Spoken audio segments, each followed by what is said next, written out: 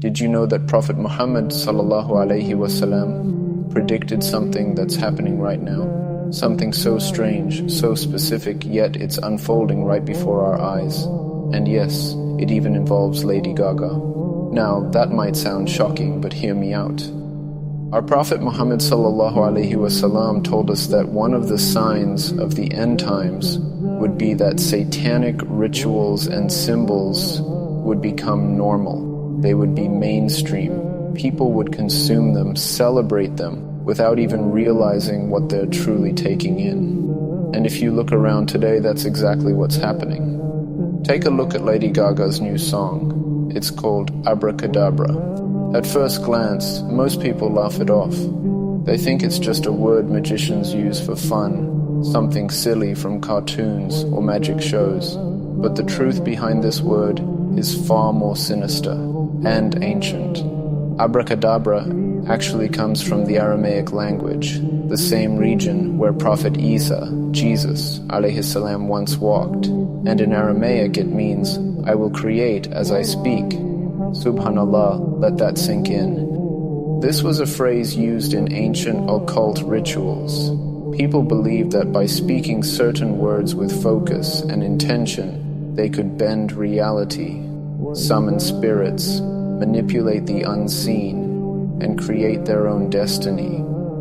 But here's the problem. This belief directly contradicts every divine religion. Islam, Christianity, Judaism, all teach that it is God alone who controls destiny, not us, not our tongues, not our will, not magic.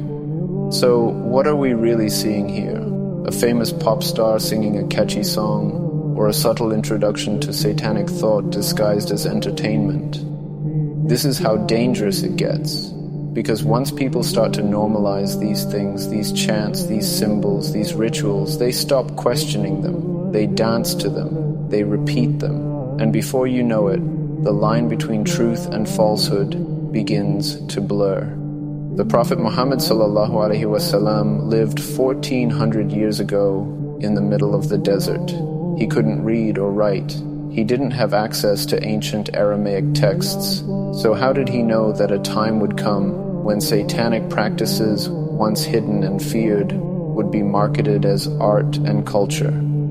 He said in an authentic hadith, among the signs of the hour is that people will compete in building tall buildings, trust will be lost, and evil will be seen as good. We're living in an age where the evilest ideas are glamorized, while truth, modesty, and submission to God are seen as backward. Music videos are filled with dark symbolism, demonic imagery, and rituals performed on live stages. And sadly, many of our youth are watching it with wide eyes, never questioning what's behind the beat. And here's the most terrifying part. Back in the Prophet's time, belief in God was strong. Paganism was dying out. People were turning to monotheism, so for him to predict that pagan and satanic ideas would make a comeback, that would have sounded absurd back then. But today, it's our reality. Brothers and sisters, this is not about one artist or one song. This is about a global culture that's slowly pulling us away from the light of Allah and toward a world that glorifies rebellion, pride, and even the devil himself. It's time to wake up. It's time to protect our hearts, our children, and our souls.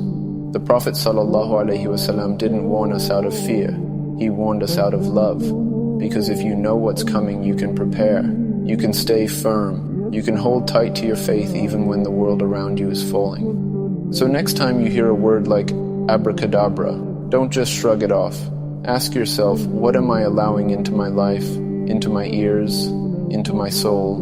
And most importantly, what would the Prophet ﷺ say if he saw what we're celebrating today? May Allah protect us from deception, from the traps of shaitan, and from being among those who normalize what he has warned us against.